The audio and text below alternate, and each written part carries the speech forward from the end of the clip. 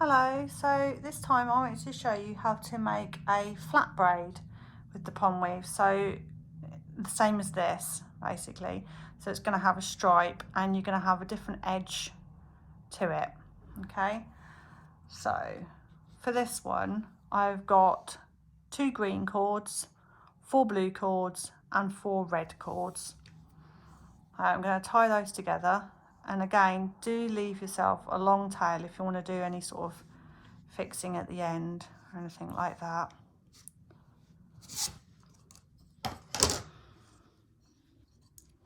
So we can use either side, it doesn't matter.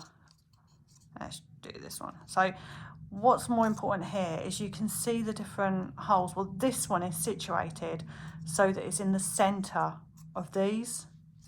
So we're gonna poke our knot through, and these green ones are for the edge. So we want one on one side and one on the other side.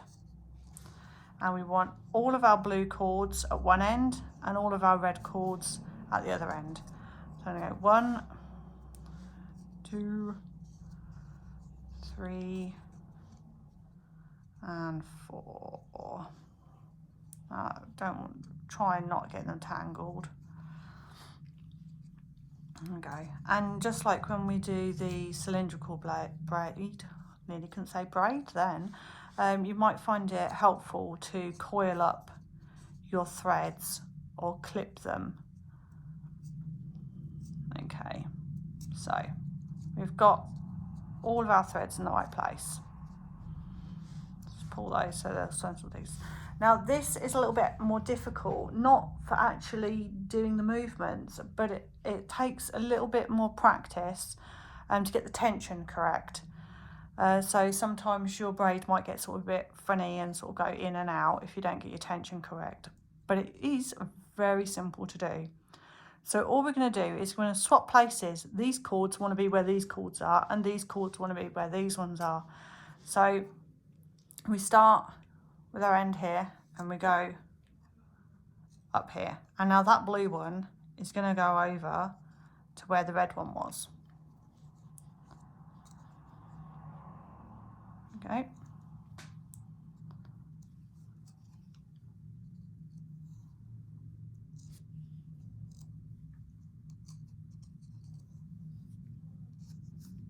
you can see why it helps if you've got your cords wrapped up rather than flailing around all over the place.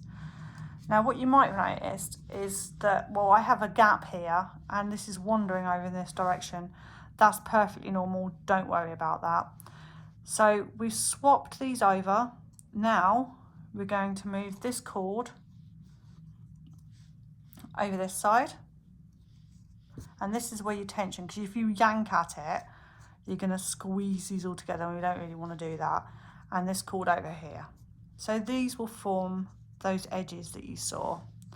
And we repeat the process again. So the blue ones, the bottom's going to go up to the top, and the top's going to come over to the bottom.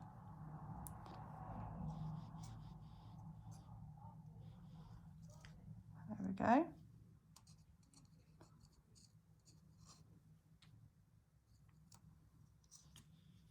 Keep doing that.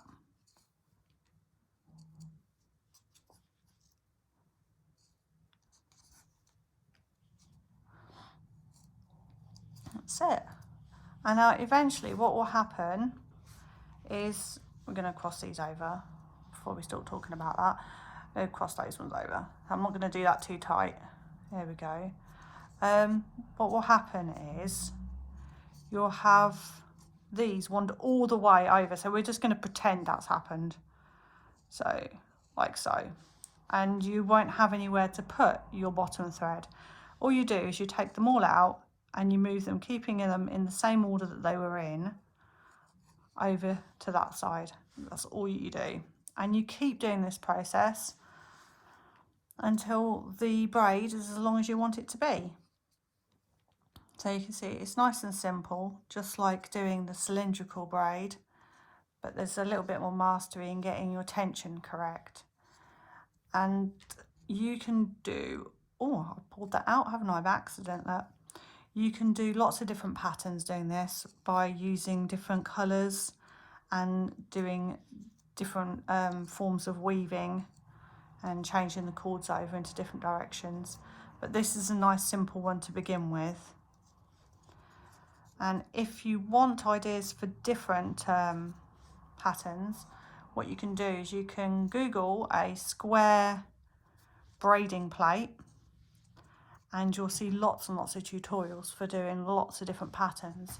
You just have to sort of change the way you do it slightly on this, because in a square braiding plate they've all got numbers, so you don't have numbers on this unless you want to write them on yourself, but you can still follow the patterns for those by just following the pattern in which you do things.